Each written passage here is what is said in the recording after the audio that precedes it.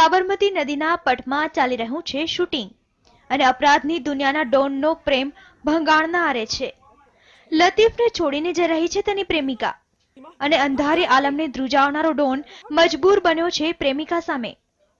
પ્રેમ સામે પાંગડો બન્યો છે ડોન. આ ક્લાઇમેક્સ સીન છે ડોન લતીફ પર બની રહેલી ફિલ્મનો. અમદાવાદ અને ખાસ કરીને ગુજરાતના એક સમયના અંધારી આલમના ડોન લતીફના જીવન પર બની રહી છે આ ફિલ્મ. ફિલ્મની ખાસ વાત એ છે કે અમદાવાદના કાળુપુરના ધારાસભ્ય ફારૂક શેખના પુત્ર હામિદ ખાન લતીફની ભૂમિકામાં છે, તો ભારતી શર્મા એક પોલીસ અધિકારીની સાથે લતીફની પ્રેમિકા તરીકેની પણ ભૂમિકા ભજવશે. तो कंट्रोवर्शियल लोगों पे ही फिल्म चलती है ना. आप नॉर्मल लव स्टोरी बनाने जाएंगे तो आपको यशराज चाहिए, आप समझे.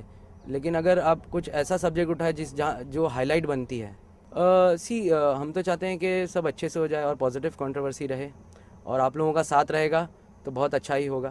लेकिन उसके जो हाव भाव है वो बहुत अलग अलग है.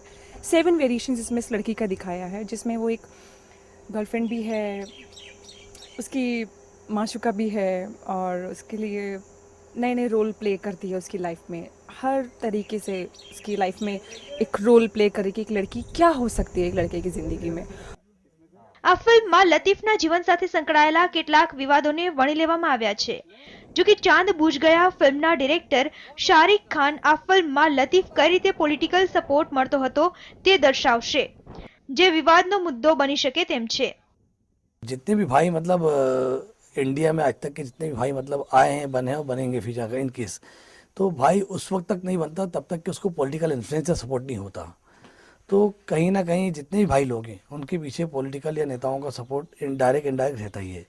वो तरीके अलग होते हैं, लेकिन आज और आज से 25 साल पहले या जब कभी आपको भाई बनना है, जिसको भाई बनना है, तो उसको अपना पॉलिटिकल इन्फ्लुएंस लोहा मनवाना पड़ेगा और पॉलिटिकल लोगों का उसको सपोर्ट होगा तो ही भाईगिरी कर सकता है.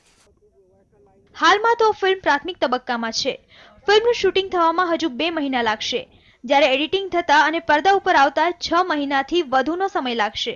ત્યારે હવે ડોન લતીફ પર બની રહેલી આ ફિલ્મ દર્શકોની અપેક્ષા પર ખરી ઉતરે છે કે નહીં તે જોવું રહ્યું. અનિલ પટેલ સાથે બ્યુરો રિપોર્ટ, TV9 અમદાવાદ.